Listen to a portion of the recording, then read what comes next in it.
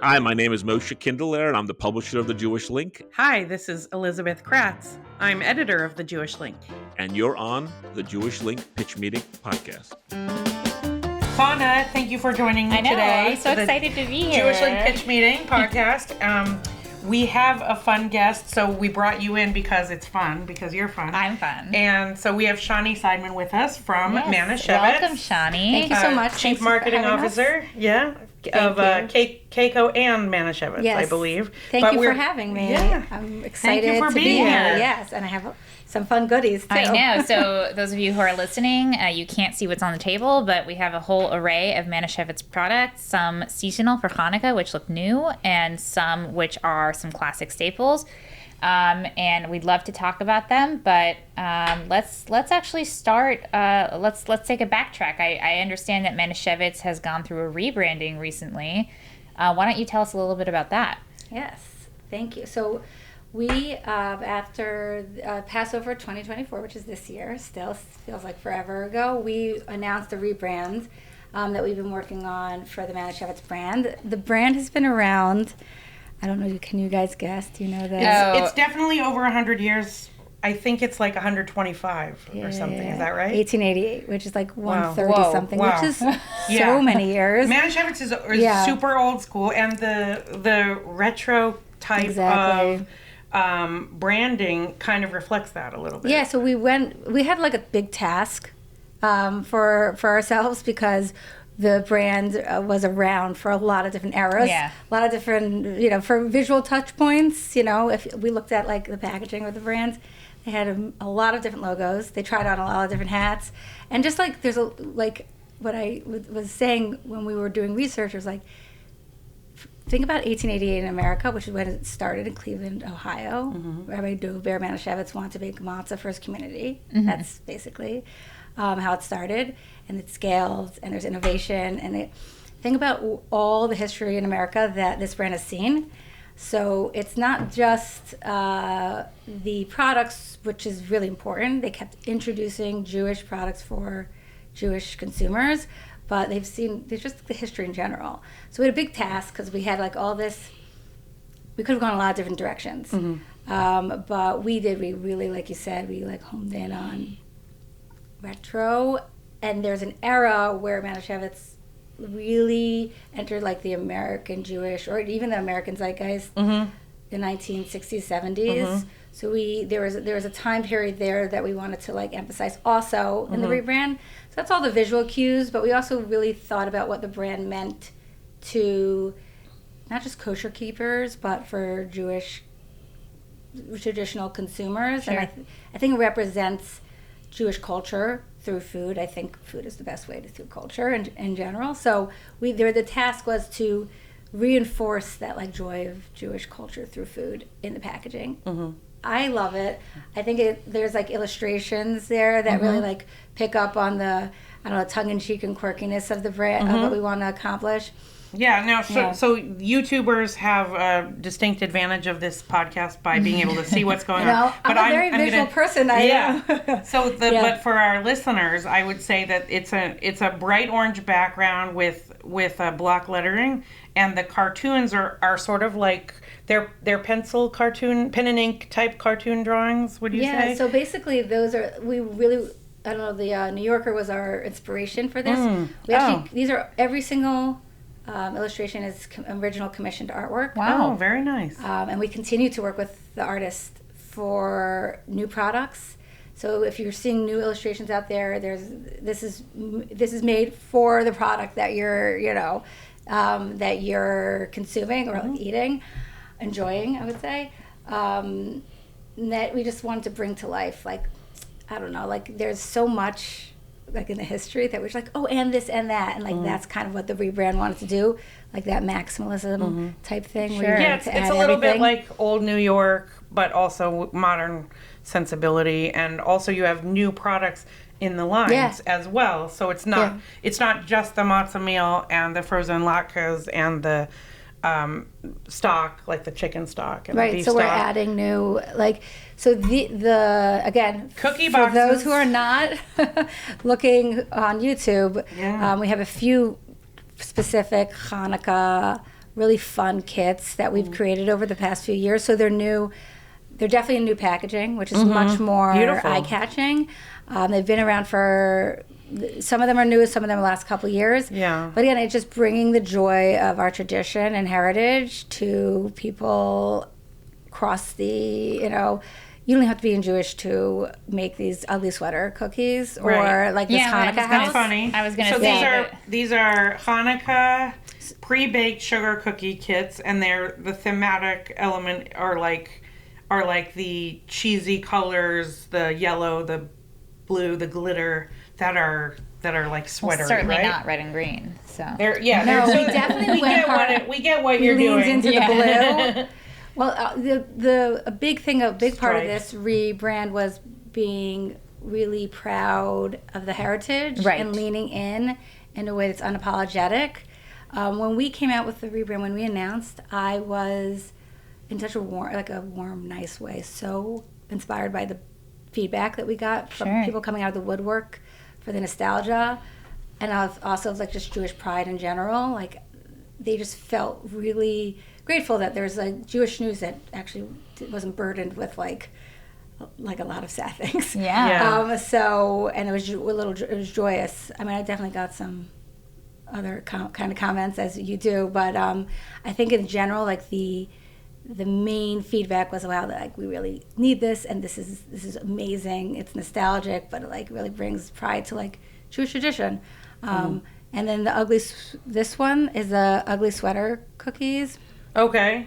Right, so That's we've funny. got So these are sweater-shaped so we've cookies. got the Hanukkah cookies, the Hanukkah house kit, and then the ugly sweater Right. cookies. Yeah. So these are like perfect for doing at a Hanukkah party or for a grandparent to buy to do with their grandchildren as like a fun project during Hanukkah. Yeah, every year, like for the Hanukkah party that we make, we like take these out and the kids make them as an activity.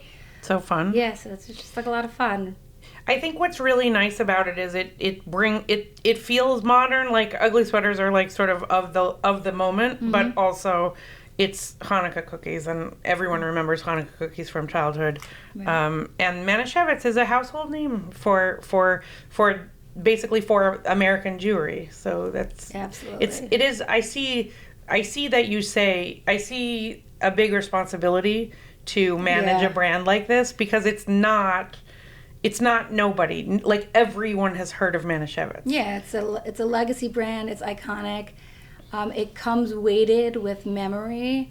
It sounds bad, but it Of like Concord grape. Of Concord, yeah. Like I remember my the seders, wine, the the wine, sweet. Yeah. and you have responsibility. Yeah. To live up to, or you feel pressure for sure to live up to those memories, but to bring it back. We found that there is a lot of equity in the brand recognition, but if we didn't do anything, the demographic or like the age group of people buying the products, was aging out, I would say. Interesting. So we want to bring it to the next generation. So that's another thing that we have in mind when we come forward with these kind of new products. It's family oriented, new family oriented, Right. And we reached out to Hillels across the country, giving them these Hanukkah houses so they can build them in there. So just forming new memories is Nice. what was really important for us. Not just like stodgy, like dusty on the shelf. Right. Not Products. the gefilte fish Gefilte or fish. the stuff that. But even the gefilte fish has a cool rebranding. Yes. I saw it on the shelf, It does. and it's like we didn't ignore it because we still have a huge base that likes to eat it, but. I And by the totally way, know people secretly, like I that. think everyone likes it. Also in like, I don't know, Petaluma, California, or Tucson, Arizona, or Detroit, Michigan, Yeah. like grocery stores are getting Manischewitz products, whether or not they have a very large Jewish community or whether they have a seasonal 100%. Jewish community. So If there's a kosher set section in the supermarket in the United States, we're there. yeah. So again, that responsibility thing, kind of like when the kosher section starts looking more up to date, even if it's one brand, other Yeah. brands will follow suit. Yeah. And the people coming into the aisle will be like, "Oh, kosher for kosher food. Oh, interesting. The Jewish cuisine." Right. So it becomes like it's a representation. So it's so funny. So how many times when we talked about the rebrand, we went to like research. We started talking about like Pew Research. like, you know, and right, Jews, and the number of Jews, right? Like, wait, we keep coming back here. I'm talking about like food products, but like it's so much more than that. That's like demographics and like people who identify in their childhood, and so there's a broader base, is what you're saying, of people who are consuming Manischewitz products than maybe even we know about, because they are looking back toward their childhoods seasonally, certainly, and maybe also every Friday night, you know. I think we want to introduce a little bit more than just, you know, the once a year Seder. Right. To maybe, Shabbat, we had these new challahs that are just rise and bake. Oh, yeah, that's great. And they're in the frozen section? Ragalach and babka, that's also like 8 minutes in the oven. So, like, that's unbelievable. Not necessarily outside the tri-state area do you have kosher bakeries. But if you want a touch of that outside the, you know, you could just buy it, keep it in your freezer, and then you have like a taste of Jewish tradition in your freezer waiting for you. You kind of touched upon this, like bringing the past into the present and into the future. But when it comes to developing new products to put on the shelf, is that like, what do you consider in terms, like, so you have traditional Jewish foods, or at least in the American tradition, what that, like, whatever that means. But like, are there any like new products that you've thought of that are like, okay, maybe people don't have so much nostalgia for this product specifically, but it's something that we want to bring to the American Jewish household? Yeah, that's a big conversation. I think in the beginning, we want to expand our line with iconic Jewish dishes. So because even though we do have a lot of products, there are products we haven't touched yet. Right. Or even like sections in the grocery store that we haven't touched yet. So right before we came out with frozen, we were all in one section. Dry products. Shelf stable. Now all of a sudden we're in the freezer. So we're now in a different part. Right. So it's expanding not just the product line, but like where in the grocery store you're going to find our products. The idea is to really get entrenched in Jewish traditional like not base, but like iconic products, and then expand to let's be a little adventurous with matzo balls. Why not like a ramen matzo ball or something like that? That is definitely something that the brand could and should be doing. But first, let's make the best matzo ball soup out there, and then we'll do that. I think that I want to make sure that the idea of, let's say, if you wanted a really, really good bowl of matzo ball soup, you're not going to go to Campbell's, right? Like if you want... You know, we coined this term, it was very interesting, called the culturally curious consumer.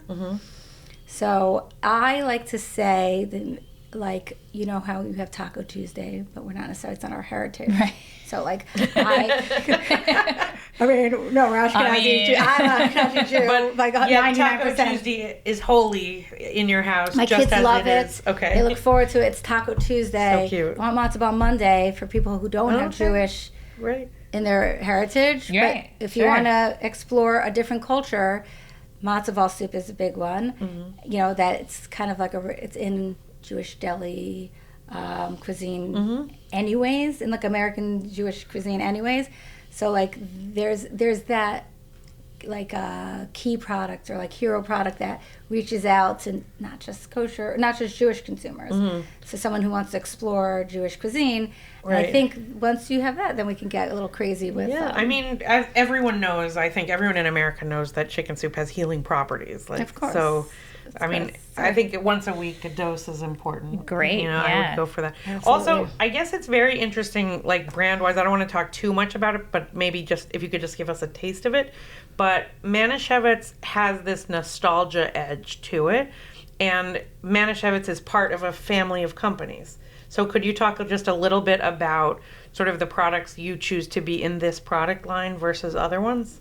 Yeah, so it has a little bit to do with Channa. You were asking about like what brands have identities, right? They're always like little personalities of their own, and they are talking to a certain consumer. So let's say there's a brand that's for health. I don't necessarily need to put those in the Manischewitz line. It's not our identity. Okay. Actually, some things are Like not healthy. it would and that's muddy okay. the waters. Like it would muddy. Yeah, like when you think of a health food brand, you think of like all the products they have that are free from or gluten free, and we do have a gluten free matzah. I think I might have. I think it's somewhere over there. But gluten free, you should know, comes from Passover. Like it could be that a lot of our gluten free products origin is Passover because doesn't have gluten, right? Naturally, natural. It's a lot of potato starch, but you get the idea is that they come from maybe some tradition or thing or ritual or something that we couldn't have in general. But I wouldn't necessarily throw an Italian product in here or because I believe, and this is like a branding like 101, you can't dilute your brand with the consumers. Also, there's so much noise out there with like marketing and on your the way we're advertised to. Like you need to be really straightforward. This is our brand. This is what we sell you. Like so, it's like a promise that when you see us, we're going to sell you iconic Jewish food, and it's going to be great. So that's iconic Jewish food. I like that. That's really good. Yeah. It's true, and it's like matzo balls. It's chocolate coins. It's latkes. It's Chanukah cookies. What else is it? It's matzah, of course. It's egg chicken noodles. stock. Egg noodles. You did bring that. They're all green. I didn't want to overwhelm the table, especially we. It's okay. I think our egg noodles actually is like it crossed over a little more mainstream, and that was because sometimes things happen. Like we're doing one thing. What do we use our egg noodles up for? Usually soup or kugels. Right. And then the American consumer is doing something else. They're making casseroles. They're making a lot of different kind of dishes that need egg noodles. There's not that many egg noodles on the market. So like there's opportunistic sales increases. But we are one of the few brands that have egg noodles. It does really well. But every Friday night, it's in our chicken soup. Right. So, or in our those wide noodles, and the very thin ones, right? Well, it depends. Like there's like some families do wide. We do thin. So, okay. Yeah. I had a recipe where I needed thick at some point. So I felt strongly that it had to be thick. But my kids also like thin. That's their thing. We have both. So just okay. Very cool. Yeah. And what's the deal with the word bubkas? I see there's bubkas like it in a few places. Can you talk about that tagline? We have. That's very funny. I'm not joking. We have 2 pages of taglines that we came up with when we did the rebrand. Okay. Many of them are Yiddish puns. Okay. It was very intentional that the brand get infused back with Yiddish. Okay. Actually, I sound so nerdy when I do this because when historically but it's true, original packaging like when they started like scaling mass producing had Yiddish. It was like one side English, one side Yiddish. Oh wow. Okay. So there was Yiddish on the packaging. Oh wow. So we like in the noodle, what's the word? Lakshan. You'll see like it has the word Lakshan. Lakshan is Yiddish. So it's Yiddish. So we started putting Yiddish words back in wherever we could. Okay. Schmear with friends is in the back of our matzah box. Okay. Oh yeah. Share with friends. Very nice. I'll take this opportunity to ask a question that I think might be controversial. Sure. Because we're talking about Yiddish and we're talking about this is part of Manischewitz's history, but I would say that maybe in other Jewish brands, something that I've noticed is a lot more incorporation of like Mizrahi or Sephardi traditions. Is that something that's on Manishewitz's horizon? This is a lot of Ashkenazi heavy food. Yeah. Is there something that Manischewitz plans to incorporate, with bringing in the Sephardi and Mizrahi communities? So I think that again because from the origin of the brand, it was an Ashkenazi. Right. It was Lithuanian. Mm-hmm. So all of the product lines until now has been kind of a response to the needs of those communities. Mm-hmm. So yeah, until now for sure there's definitely Ashkenazi heavy, and that's the roots. So there's something to be like standing firm in your roots. I do believe that.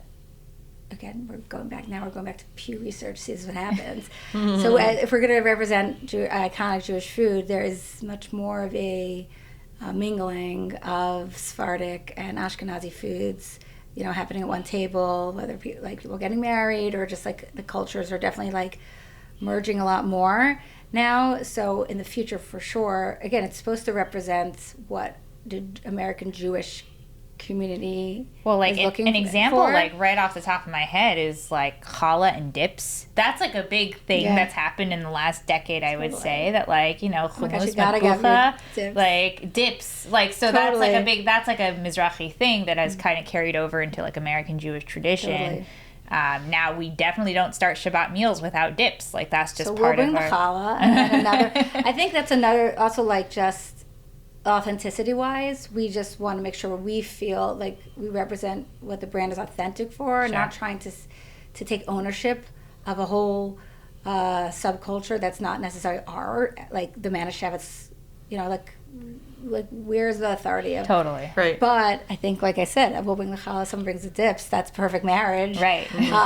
And in the future, there's definitely, we actually do have a falafel mix on our interesting on our repertoire, but in general the movement towards that, I think we'll have to, if it comes, it's going to have to come authentically, not just because it's popular. Yes, I can definitely respect that.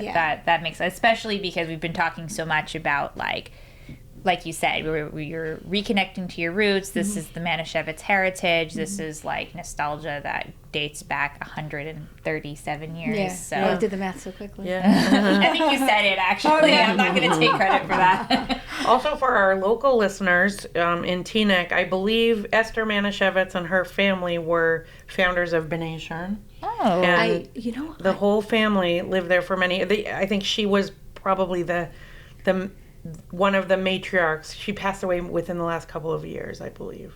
So I've always wanted to reach out to the family. I did not know that. I just learned this right now. Sorry. On air. I hope it's right. I'm pretty sure that's fascinating. I wonder if there's anyone else we can talk to. Yes, there definitely is. I wonder what they think. Yeah, about this, because this is like not my family. Jewish Link family of historians. Please be in touch. Yeah, but someone write in.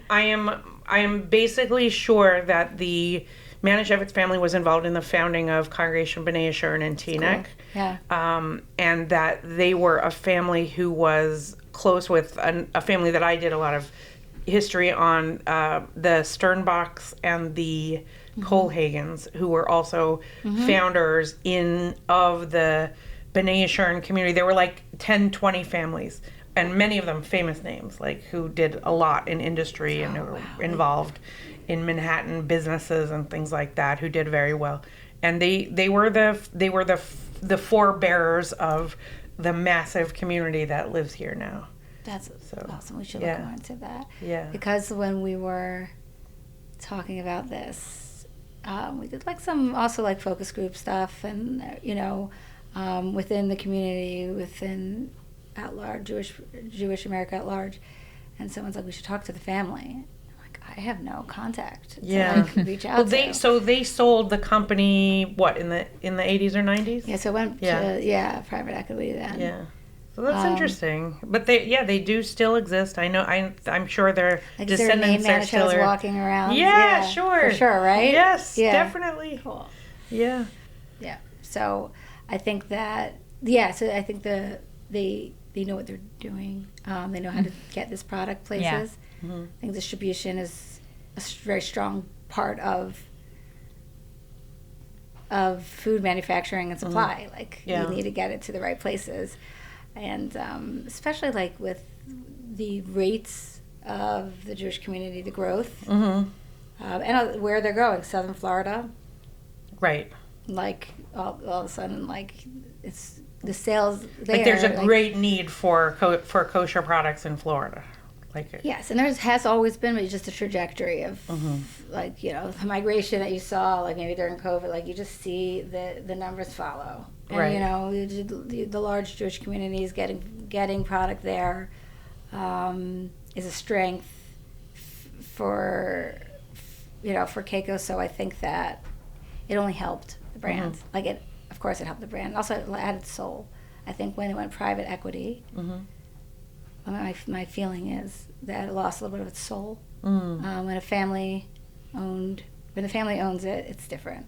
Right. It's, it's, Yeah. you know, it's back. I feel like the soul's back. Right. And the passion's back. Yeah. So that makes a big difference. It definitely feels that way. I like just between the rebrand and the new product, it just definitely feels like it has more soul. I mean, as a consumer, it definitely seems that way to me, and it makes the brand all that more appealing. Right. When you look at it on the shelf, you're intrigued. I look at these like orange packages. I'm like, okay, look, that looks really interesting. I want to try that. Yeah. So I'm really into that. I am going to actually open up some gelt because I came kind of hungry. I was excited. So there's a couple kinds of gelt. Let's talk about milk and dark chocolate here. Corns. Okay. So get your shopping on for this. Yeah. Dairy. I mean, This it's is there pretty. in stores now. In stores I mean, now. Yeah, I saw them. They long live the nosh. Oh, there it is. Okay, we got our I our actually Jewish noticed on the words. side of the latke mix up here, there's like a pronunciation that says latke, like Yeah, how so- to say latke. Oh, We'll do it. We did it with Lakshin. It was like a phonetic thing. We're just helping people Is try to this get their Yiddish controversial going. though? Because some people say latke.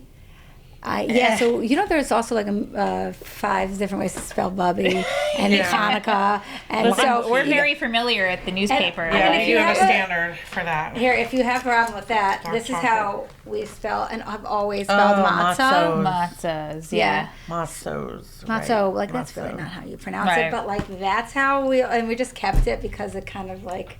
Oh my gosh, It's like this a is quirk. actually so good. Is it the got dark? the dark- The dark one is so my favorite. good. Oh my god. I'm a Long dark live the chocolate nosh. girl, so like that is. Please Okay, let's go. enjoy. Let's What go. what is long live the nosh? What is that? Is that a pun? Is it a long live the?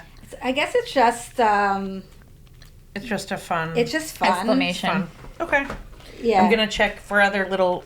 Well, I They're guess like we little can't call them gems. Easter eggs. We have to call them Hanukkah dreidels or something. Yeah.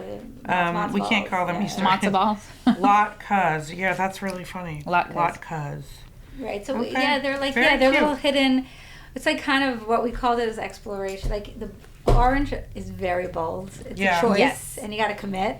Mm-hmm. There are products that are not orange in our Passover line because there's so many products, so it's just too much. So you have like a brown tone, Mm-hmm. the same like retro feel.